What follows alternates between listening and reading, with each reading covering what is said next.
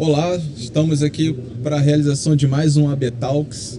Estamos dentro do Abeta Summit Foz do Iguaçu, Abeta Summit 2024. Estamos dentro do aquário.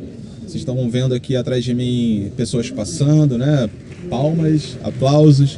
Tem capacitações e cursos acontecendo aqui durante o evento. E a gente está aqui dentro do Summit, dentro de um aquário, para poder trazer mais um convidado aqui para vocês no nosso canal da Abeta. Peço que vocês se inscrevam no canal, acompanhem a Abeta nas mídias sociais e curtam a nossa página, mas também se inscrevam para receber notificações dos nossos próximos entrevistados. Hoje a gente está aqui com o famoso Dinelli, Edmundo Dinelli. Grande Vini. Falaram para mim que você é o mestre dos professores. O povo é muito gentil. Eu lecionei 25 anos da minha vida já, entre ensino fundamental, médio, educação de jovens e adultos, curso superior. E hoje eu estou de volta na universidade fazendo doutorado. Que bom. Então eles têm razão, né? Não sei, cara, mas eu gosto bastante. Se agrada, eu fico mais feliz. O currículo do Dinelli é extenso. Ele é doutorando em Geografia pela Universidade Federal de Grande Dourados, mestre em Geografia pela Universidade Federal da Grande Dourados, biólogo especialista da USP, é sócio proprietário da Outdoor Experience, atua com turismo de aventura desde 1987 e é instrutor de mergulho recreacional técnico e em cavernas desde 93. Foi secretário de Meio Ambiente de Bonito, Mato Grosso do Sul, de 2005 a 2012 e de 2018 a 2020. Consultor e instrutor de implementação do Sistema de Gestão de Segurança desde o programa Aventura Segura e integrante da primeira turma de auditores de SGS do Brasil em 2006. Dinelli, você tem mais tempo trabalhando com turismo de aventura do que eu tenho de vida. Como a gente brinca, né? Eu sou um dos dinossauros aí do turismo de aventura e tenho a grande satisfação de estar na criação da Abeta, que completa agora 20 anos. Que legal. A gente vai falar um pouco sobre isso, mas antes de falar da Abeta e do segmento, eu queria que você contasse para os ouvintes e para quem está assistindo a gente no YouTube, quem que é o Edmundo Dinelli? Bom, o Edmundo Dinelli hoje é Dinelli para a turma da Abeta, tio Ed em Bonito, professor para tantas outras pessoas que foram meus alunos, mas o tio Ed é um apaixonado por natureza, um apaixonado por aventura, que entrou no movimento escoteiro com 6 anos e meio para 7. Legal. Fui lobinho, escoteiro, sênior, pioneiro, membro adulto. Tive uma experiência no Exército Brasileiro, sou segundo tenente da reserva, um curso de guerra na selva, fiquei 11 meses no SIGS, que é uma coisa que pouca gente sabe, né? Mas enfim, faz parte da minha formação. E em 87, na escola, eu fui visitar o Petar. Olha. Eu acho que esse é um marco emblemático. Eu era aluno, né, e fui para uma excursão de escola. E quem fez a visita técnica de estudo do meio era uma empresa chamada Naturismo, que não existe mais hoje, de um cara que é um ícone da espeleologia, que é o João Eliev. E ele viu um pacote de habilidades já herdadas do movimento escoteiro e, conversando com meus pais, perguntou se eu queria ser monitor, para ajudar justamente nos grupos com alunos. Então, em 1987, com 15 anos de idade na época, eu começo a ser monitor de grupos de estudo do meio no Petar. E aí começa a minha carreira como profissional de turismo de aventura, da qual eu não parei até hoje. Então eu tenho um carinho muito grande pelo Petar, e são muitos anos fazendo aventura, levando gente para o ambiente natural, discutindo boas práticas, pensando em segurança, enfim, construindo esse mercado que nos é tão caro, né? Tão especial. E se antes então era um esportista, a gente poderia tratar dessa forma? Sim, eu sempre fui esportista, praticante. Comecei a fazer vertical em 87. Legal. Eu já acampava, já fazia caminhada. Na época a gente não falava de caminhada de longo curso, né? A gente falava de acampamento volante no movimento escoteiro, né? Fazia as jornadas, né? Que eram inclusive etapas de preparação, né? Como escoteiro e depois como sênior, com 1 pernoite, com 2 pernoites. Então isso faz parte da minha formação como gente, a vida ao ar livre. Eu fiz artes marciais boa parte da minha vida, né? São mais de 40 anos fazendo judô, 30 e poucos anos contínuos de karatê Shotokan. Então prática esportiva e vida ao ar livre está no DNA, sempre. Muito interessante, Edinelli. Eu não sabia dessa tua trajetória tão longa em outras atividades, né? Sim. E é interessante como isso complementa, né, também a nossa a prática, né, de atividades ao ar livre. Durante essa tua trajetória, Edinelli, você consegue lembrar qual foi o seu primeiro contato com a Beta? E o que te fez se juntar a essa comunidade? Meu primeiro contato com a Beta foi no Yahoo Groups, que chamava Jetta, que era o grupo de estudos de turismo de aventura. Era um grupo de discussão e era um grupo de empresários ou de amantes de turismo de aventura, ou de pessoas que... a gente falava empresário, mas nem todos eram verdadeiramente empresários, né? Nós éramos entusiastas de turismo de aventura que proporcionávamos experiências ao ar livre. Formalização jurídica não era exatamente a tônica de todos, mas a gente já tinha uma preocupação de organização, um embrião grande de associativismo que germinou em território fértil, né? E na época a gente tinha um evento, que era um evento emblemático, que era o Adventure Sports Fair, que acontecia em São Paulo, e nos acolheu a Jetta, para que tivesse um espaço para nos reunir, para conversar, mas era um evento que fomentava o turismo de aventura, que fomentava o esporte, que fomentava o imaginário. Então, tinha Land Rover no salão de exposição, era a época dos Camel Truth, que povoou o imaginário de muita gente, da minha geração com certeza, do Luizão também. Os primeiros fabricantes, gente que trazia equipamento importado. Então, era o lugar dos aventureiros se encontrarem. E aventureiro que leva a gente para fazer aventura é operador de turismo de aventura, como a gente tem hoje. Muitos operadores que ainda estão no processo de formalização, estão no processo de amadurecimento. E a minha relação com a Beta surge neste momento. Tanto que na assembleia que surge a Beta, eu estava palestrando sobre mergulho adaptado na sala ao lado. Então eu não consegui participar. Eu participei do início da assembleia, pedi licença, fui fazer a palestra, e aí quando eu voltei a Beta estava constituída. Então o meu envolvimento com a Beta é desde sempre. Desde o começo. Desde o começo. Isso é muito... Eu, como atual presidente, né, não participei dessa construção. Eu entro na Beta em 2018, mas antes de eu assumir a presidência, eu conversava com ex-diretores, ex-presidentes, e todos eles me falavam o seguinte: você tem que conhecer o Edinelli, você tem que conhecer o Ed. E porque você fez parte dessa trajetória, né, desde o início. Você foi um dos cabeças pensantes ali na construção da norma do sistema de gestão de segurança, que tenho, para mim, foi um grande desafio, né, na sua carreira. Acho que foi um divisor de águas, né? Quando o Ministério do Turismo nos provoca enquanto segmento, né, dizendo que tem acidente, e a mídia descobriu que noticiar acidente em atividade turística vem de jornal, da Ibope. A missão foi uma missão que veio pela dor, né? Vocês dão conta? Vocês conseguem se organizar? Vocês conseguem profissionalizar o segmento? Vocês conseguem fazer gestão disso?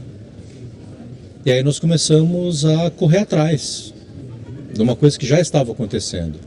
E aí a gente pega um monte de gente que é especialista em rafting, em vertical, em caverna, arvorismo. A gente não falava em arvorismo no Brasil, ainda estava chegando, né? Arvorismo, que era especialista em aventura, para mergulhar num universo que era um universo que a gente não tinha a menor ideia do que era de normalização, de certificação, de processos, de auditoria. Era um mercado, um mundo muito novo. Mas a gente tinha boas práticas. Então, eu me formei instrutor de mergulho em caverna, sou instrutor de mergulho desde 93, fiz meu primeiro curso de mergulho em 87, mergulho desde 85 com cilindro. E eu estou na água muito antes disso. E quando eu comecei a mergulhar em caverna, rapidamente eu fiz vários cursos, né? E um curso para mim que foi muito emblemático, em 96, eu já era instrutor de mergulho em caverna, foi um curso que chama Recovery Specialist, que carinhosamente nos Estados Unidos é chamado de Buddy Recovery, que é recuperação de corpo.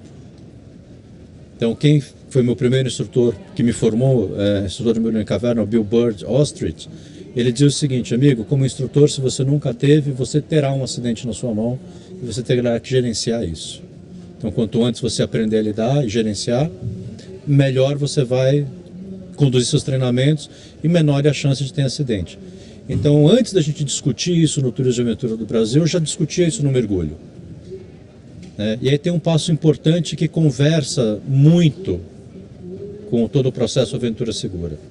Em 1998 eu me graduo biólogo na Universidade de São Paulo e passo no processo seletivo do mestrado em zoologia. Eu ia seguir carreira acadêmica. Mas em 96 eu tinha ido para Bonito na expedição Anhumas. Eu era o biólogo da expedição, eu era especialista em vertical. A caverna já era conhecida desde 84, mas nós fomos o primeiro time de mergulhadores e eu fui o primeiro mergulhador que cheguei no fundo do lago do Abismo Anhumas, à época num mergulho de 78 metros de profundidade. Então eu conheci a proprietária em 96. Em 98, formado e aprovado no mestrado, a Almira, que é a proprietária do Abismo Anhumas, vai dentro da Universidade de São Paulo me buscar para resolver um problema. O abismo tinha sido interditado pelo IBAMA e estava sendo exigido um EIA-RIMA. Nos falava de licenciamento ambiental de caverna, de plano de manejo, patrimônio da União, EIA-RIMA. E aí eu, que já frequentava Bonito desde 93, comecei a mergulhar em Bonito em 95, 96 fui 11 vezes para Bonito, vi um grande desafio bater na minha porta. Aí conversei com a minha orientadora, eu falei, Leonora Trajano, falei, Léo, eu tenho um mestrado para fazer e essa proposta do Anhumas. Ela falou, Ed, a academia te espera, ela vai estar sempre lá. Essa oportunidade talvez não bata duas vezes. Aí eu deixo um mestrado na zoologia da Universidade de São Paulo e vou para Bonito desenvolver o produto Abismo Anhumas. E em 2000, quando o produto verdadeiramente roda, então começo de 99 começam os estudos, aí vem a criação do SECAV em 2000, a gente sai de EIA-RIMA para plano de manejo espeleológico, e eu trago a pegada da segurança do mergulho em caverna. Então eu tenho procedimento documentado, eu tenho declaração de conhecimento de risco, porque é obrigatório no mergulho. Então as boas práticas de outra atividade eu trouxe para o abismo. Aí em 2003, quando a gente começa a discutir como é que faz isso no turismo de aventura, o pessoal falou assim, mas não tem referência no turismo de aventura? Eu falava, tem. Isso que eles estão colocando, que o Garrido, que o Zé Augusto está colocando, a gente faz no abismo, eu tenho procedimento documentado. Não era o que a norma exige, mas nós éramos a referência normativa, nós fomos a referência normativa. Então, acho que um grande barato da 15331, que foi a nossa norma precursora, que abriu essa virada de chave no turismo de aventura brasileiro, é que a referência normativa da norma de sinalização de segurança é um produto de turismo de aventura. A gente não foi buscar referência na indústria, a gente não foi buscar referência em outro segmento. A nossa referência é do turismo. Então o meu papel começa aí. Que isso é antes da beta. Isso é antes da beta. Isso é antes da beta. E olhar para o passado e ver o futuro, ver o que foi construído, todo o legado que foi criado. Eu acredito que faça tudo fazer sentido, É muito bom vir, por exemplo, para um summit e ver um monte de cara nova, com sangue na veia, com gás que a gente tinha lá atrás. Não que o nosso gás tenha diminuído, mas hoje a gente tem outras preocupações, a gente assume mais papéis gerenciais, a gente volta a fazer aventura como aventura realmente, a gente se afasta, pelo menos no meu caso, me afasta um pouco da operação comercial, faço os treinamentos, as questões de uma forma mais seletiva, grupos menores, mais quantidade, mais qualidade de experiência do que quantidade de clientes. É uma outra pegada. E ver que tem um legado, que tem uma nova geração vindo com gás, com fôlego, para continuar isso, é um alento. É um desafio, mas é um alento. Tenho certeza. A Beta ela sempre lutou pela qualidade e segurança no turismo de natureza, desde o início. Como é que você vê hoje isso, assim, no dia a dia? O sistema que a gente tem hoje de certificação, a construção dessas... Acredito que a gente está em 48 normas atualmente. 48 normas. Como que você enxerga isso, essas ferramentas e como isso está formatado hoje? Eu acho, minha leitura, muito particular, Banjo, eu acho que nós andamos mais rápido do que o mercado teve perna para acompanhar. Nós temos um arcabouço normativo de vanguarda, sem precedentes. Nós somos referência normativa, tanto que fomos para a ISO. Então, norma genuinamente brasileira, hoje é norma ISO. Quando que a gente imaginou que norma de turismo de aventura, brazuca, ia ser norma ISO? Para um segmento como o nosso, cara, isso é um ganho sem precedentes. Aquela síndrome de vira-lata, o brasileiro não precisa ter. Nós somos foda com PH maiúsculo. Quando a gente quer fazer, a gente sabe fazer e fazer bem feito. Mas, acompanhando esse processo desde o começo, eu entendo que, de certa forma, a gente foi muito exitoso na construção do arcabouço normativo, no aprendizado, na criação de um caminho, mas nós falhamos em fazer isso chegar na ponta. Então, a gente tem discutido muito, eu, Luizão, Evandro, que talvez a gente precise não abandonar o processo de certificação, nunca.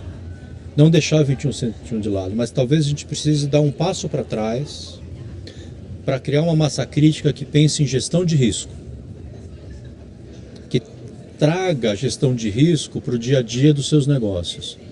E aí, quando a gestão de risco faz parte do dia a dia, aí a gente pode falar em gestão da segurança como uma segunda etapa.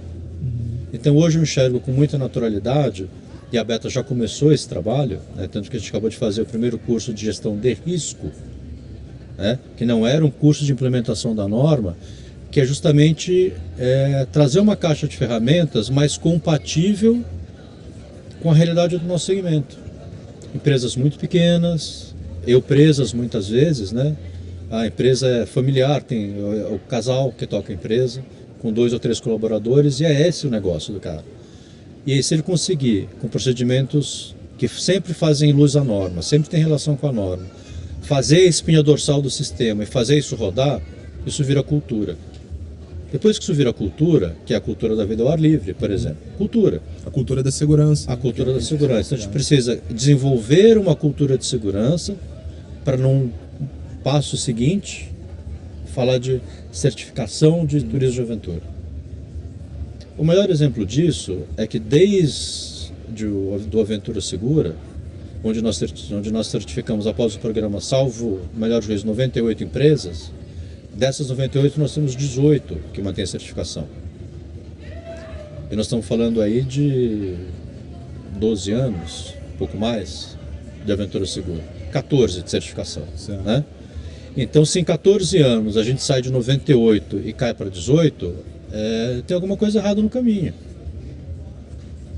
Não é que o processo é ruim, muito pelo contrário, o processo é muito bom, mas o nosso empresário talvez ainda não tenha maturidade, garra, sangue nos olhos para fazer o processo virar como o processo precisa. Porque ele é trabalhoso, ele é dispendioso, ele requer rotina, tem que fazer evidência, tem que fazer registro, tem que ter disciplina para mexer com papel.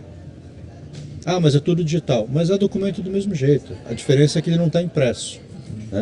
Então, acho que a gente precisa retrair um pouco o FLAP, investir na cultura de gestão de risco para ter uma massa crítica de cultura de gestão de risco. E aí a gente vai falar de gestão de segurança com sucesso, porque o passo posterior ele é muito menor.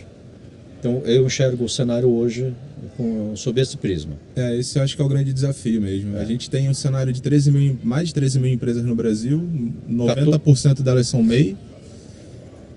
E no turismo de natureza, turismo de aventura, o dono da agência, da operadora ali, muitas das vezes ele vem do campo, da atividade em si. Talvez ele não tenha ainda o know-how de trabalhar com documentação, A gente vê que acontece também muita informalidade, ilegalidade, E aí quando você traz esse ambiente, apresentar um documento de certificação pode assustar, Assusta. E tem mais um detalhe. A Lei Geral do Turismo tem 14 anos. O decreto que regulamentou a Lei Geral do Turismo de 2008. O decreto é de 2010, ela foi revisada agora esse ano. A Lei Geral do Turismo, a época que ela foi desenvolvida, ela era uma legislação de vanguarda. Precisava de ajustes, como a versão nova também precisa de ajustes.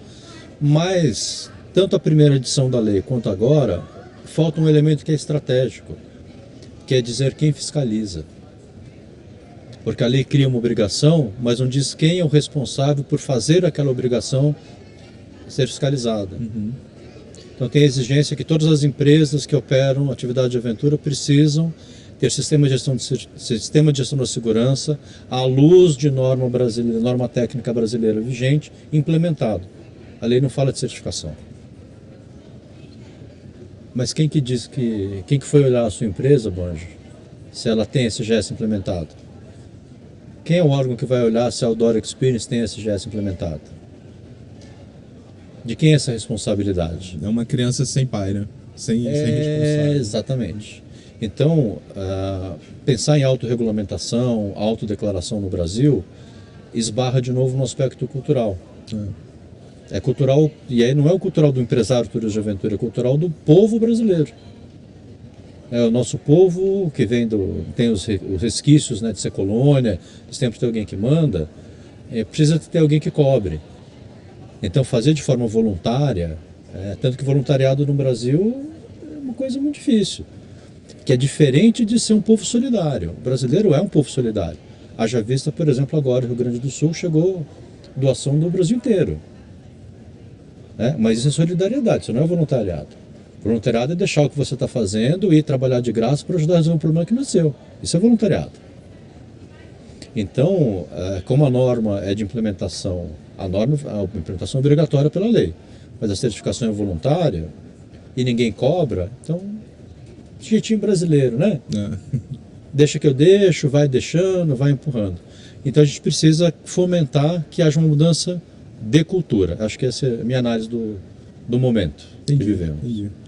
É uma boa reflexão que fica, né? Para a gente compartilhar isso com quem está chegando na beta, com as próximas gestões. Imagina, são 38 anos, 37, 38 anos de turismo de aventura. Você fez parte da construção de todas essas ferramentas que a gente tem hoje, né?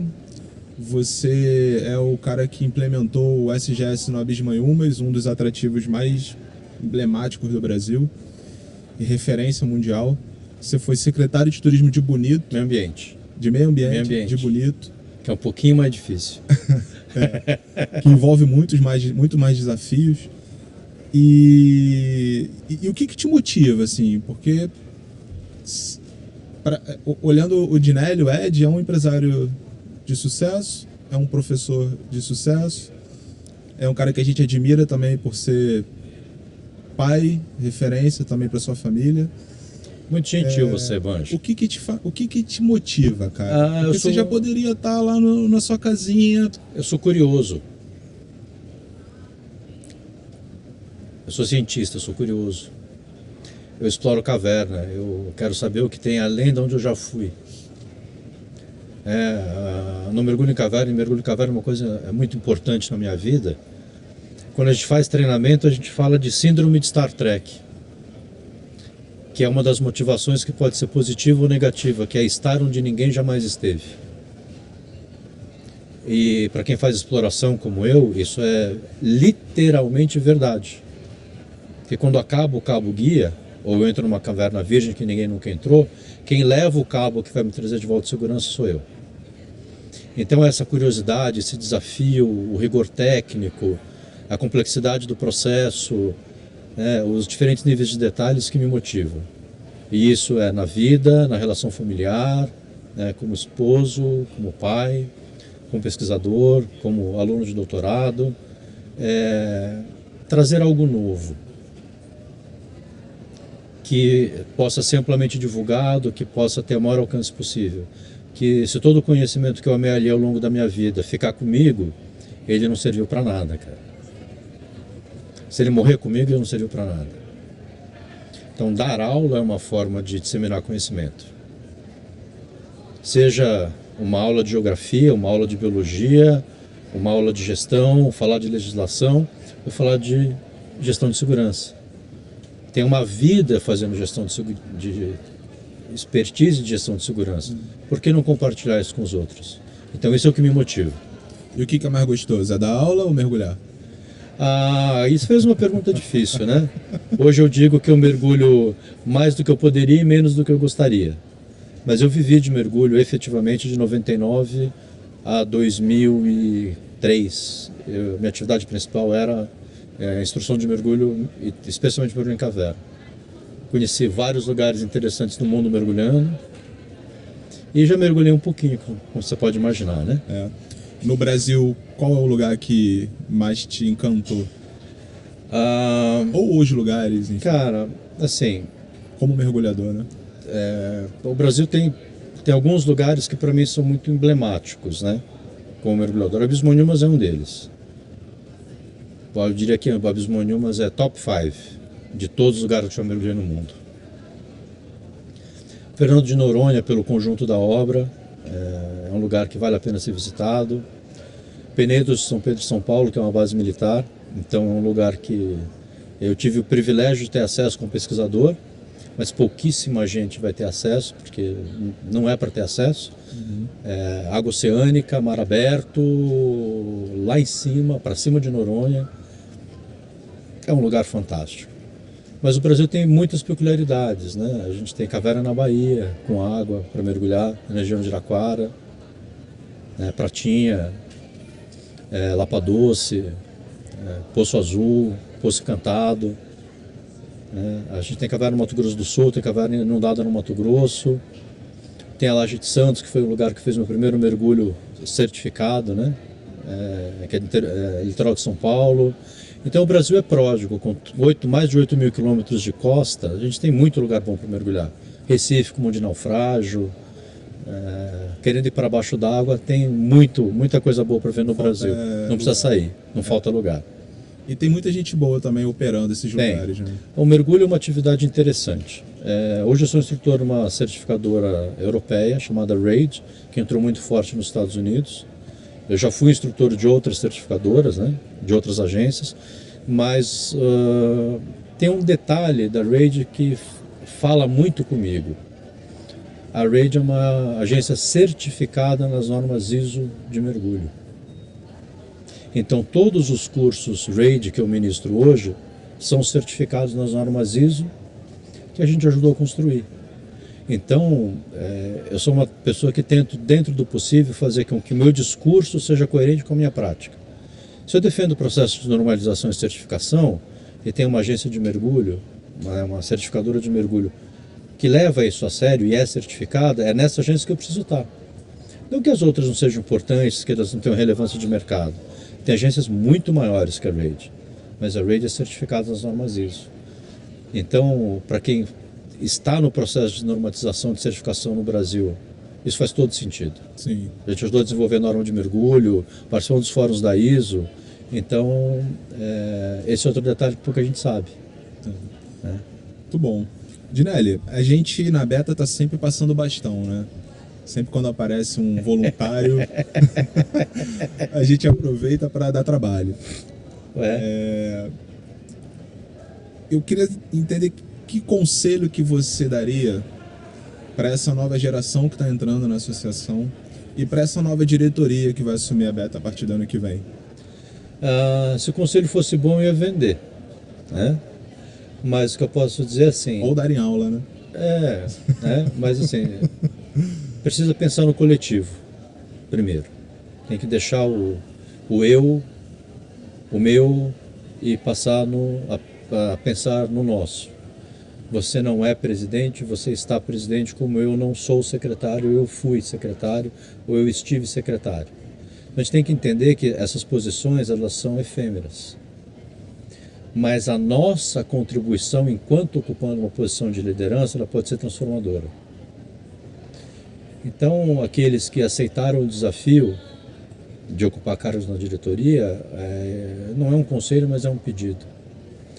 No período sob sua gestão, faça o impossível, porque o possível todo mundo faz. Se doe de verdade, se dedique de verdade. Tem um custo, que é o custo pessoal, de tempo, de às vezes ausência com a família, de abnegação até de se afastar um pouco do seu negócio, mas a gente precisa pensar que isso é em prol de um coletivo, né, de um bem maior. E se nós não cuidarmos do nosso segmento, do próximo, daquele que às vezes está começando, está precisando de mais apoio, mais incentivo, né? Como a gente fala na Beta, né? Ninguém larga a mão de ninguém. Quem vai fazer? Não dá para dizer os que ficarem para trás serão deixados para trás. Ninguém fica para trás. Então eu enxergo que a gente precisa, né, trazendo a minha experiência de fora de estrada e sempre lembrando do Luizão, lei do comboio, amigo. Quem puxa a fila é o que anda mais devagar. Porque se ele ficar para trás, ele vai ficar para trás. Então a gente remaneja e anda na velocidade do que anda mais devagar. Porque aí todo mundo anda junto. Como fazer isso num país de dimensões continentais como o Brasil é outro desafio, né? O empresariado pouco profissional. Como praticamente todo mundo começou, era esportista, aí comecei a levar um amigo para fazer a atividade que eu gostava, aí começou a ficar caro, aí comecei a dividir o combustível, e não sei o que, e cobra um negocinho, e você vira empresário. Na verdade, você vira um comerciante de atividade, porque ser empresário requer uma série de outros atributos, de marketing, gerencial, de gerenciamento financeiro, de controle de documentação e do processo de formalização que é burocrático. Se virar PJ e ter contador, cara, é um desassossego todo mês. Todo mês é a mensalidade do contador. Todo mês você tem que mandar extrato para o contador, porque tem que fazer conciliação com a Receita Federal. Todo mês chega o boletim lá do imposto, porque você tem que emitir nota fiscal. Aí você tem que entender que tem que separar a conta PJ da conta pessoa física. Isso é um amadurecimento. Na verdade, muitos poucos eram altos executivos de multinacionais e viraram operadores de turismo de aventura. Não que a gente não tenha isso, mas normalmente é um esportista que vem se desenvolvendo. Então, é um desafio grande para se tornar verdadeiramente empresário de turismo de aventura. Tem que deixar um pouco o que nos move, que é a paixão da vida ao ar livre, para sentar atrás do escritório. Para ir conversar com o gerente do banco, para conversar com o contador, para aprender a emitir nota, para aprender a fazer preço, né? Tomar muito cuidado pro hobby, quando vira um negócio, não deixar de ser o hobby também, né? Pois é. Porque aí a gente perde a vontade, o tesão ali de estar trabalhando com... E essa é a pergunta que eu faço para meus colegas, né, de atividade de aventura, especialmente para os instrutores de mergulho, que assim, qual foi a última vez que você mergulhou para você, sem aluno? Qual a última vez que você foi fazer um mergulho for fun, para se divertir? Qual a última vez que você foi para a caverna sem ter grupo? Ou que você foi andar no Parque Nacional sem ter compromisso? Você foi dormir ao ar livre com a família, que não tinha cliente, que não tinha horário, que não tinha despertador. Porque essa é a cachaça. Não dá para perder a essência. Não. Então hoje, com 52 anos de idade, eu faço isso com mais frequência. E isso me mantém vivo, literalmente vivo. Curso com menos gente, uma pegada mais de qualidade, né? Assim, individualista, para fazer uma transformação mais profunda nas pessoas. Muito bom, Dinelli. Acho que é esse o caminho. É uma aula, né, que a gente está tendo aqui. É um bate-papo, cara. É uma aula de vida, né, de como viver a vida, de como empreender no turismo de natureza. E aí, Banjo, eu tenho sou consultor Sebrae há muitos anos, né? Dentro da minha empresa, uma das atribuições, ou a principal atribuição é a consultoria. E eu uso o site da minha empresa como ferramenta didática. Olha o professor falando. E aí tem história de missão, visão e valor. E eu penso, e está lá escrito para quem quiser olhar, que missão é foco na solução e não no problema. A solução tem que ser personalizada, não existe tirar coelho da cartola. A solução engessada ou a solução enlatada, ela não resolve o seu problema. Mas eu trago valores que estão escritos, né, nos valores da minha empresa, mas são valores meus, afinal de contas eu também sou empresário. A Outdoor Experience de consultoria é formada por mim e minha esposa, que é minha sócia. E quem verdadeiramente carrega o piano sou eu. Então tem SGS, os produtos têm simulação de segurança implementado, não certificado, porque não está no meu foco de atividade principal. Mas eu trago como valores o seguinte: relações humanas. humanizadas, personalizadas, onde nem tudo é dinheiro. O dinheiro é consequência de trabalho bem feito, de seriedade, de posicionamento. Vai ficar rico no turismo de aventura? Provavelmente não. Mas vai ser feliz pra cacete. E vai se divertir muito, né? Ah, com certeza. E vai ver amigos, vai conhecer lugares fantásticos, vai conhecer gente nova, vai aprender coisa bacana. E é um estilo de vida, né? É uma escola. Eu podia estar dentro de um gabinete de calça social, sapato, camisa de botão e um paletó nas costas. Eu estou aqui de jeans, camiseta da minha empresa, do jeito que eu gosto, de tênis, conversando com amigos. Tem coisa melhor? Não tem. Ginelli, muito obrigado. Eu que agradeço. Para encerrar, você tem algo que você gostaria de deixar de recado sobre você? Sobre o que a gente conversou? Algo que de repente a gente não tem abordado aqui? O pessoal tem me perguntado muito por que com 50 anos de idade fui fazer doutorado. É uma boa pergunta. Uma vez que eu tinha largado, né, a academia lá em 98. Porque estudar não ocupa espaço. Conhecimento não ocupa espaço. E ter mais conhecimento, mais capacidade, mais formação, eu tenho mais potencial de ajudar outras pessoas. E aí eu crio outras oportunidades para a minha vida. Eu preciso ter consciência que de agora para frente, embora ainda tenha, nunca rodei murcho, então ainda aguento bastante tranco, é natural que a capacidade física, comece a diminuir e algumas atividades eu comece a mudar de atividade, fazer atividades não tão longas, não tão pesadas. Afinal de contas, eu não sou mais o gurizão de 20 anos, Então, pensar em uma outra atividade que me mantenha junto com as coisas que eu gosto e que eu possa, de certa forma, deixar um legado de tudo que eu vivi, me parece um bom caminho. E se a gente leva isso para a universidade, isso se perpetua através de uma publicação, de um livro, de um seminário, de um congresso, ou até de aula formando novas pessoas. Sim. Ter sido conteudista dos manuais de boas práticas, de espero-turismo de aventura e de acessibilidade é parte desse legado. Tá lá. Tá lá para quem quiser ver, e usar e implementar. É isso aí. Obrigado, Ginelli. Muito obrigado por tudo, pela tua história e por ter feito a diferença. E tamo aí. Pessoal, muito obrigado aí por estarem acompanhando a gente até o final. Peço para que vocês se inscrevam no nosso canal.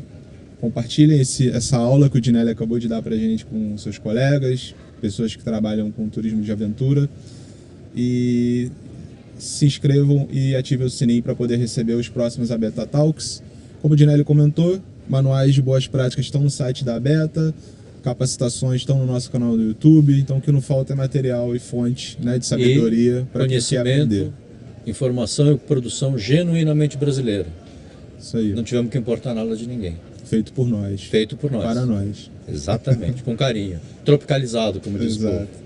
Um abraço, gente. Valeu, turma. Obrigado. Obrigado, Ginelli. Bom.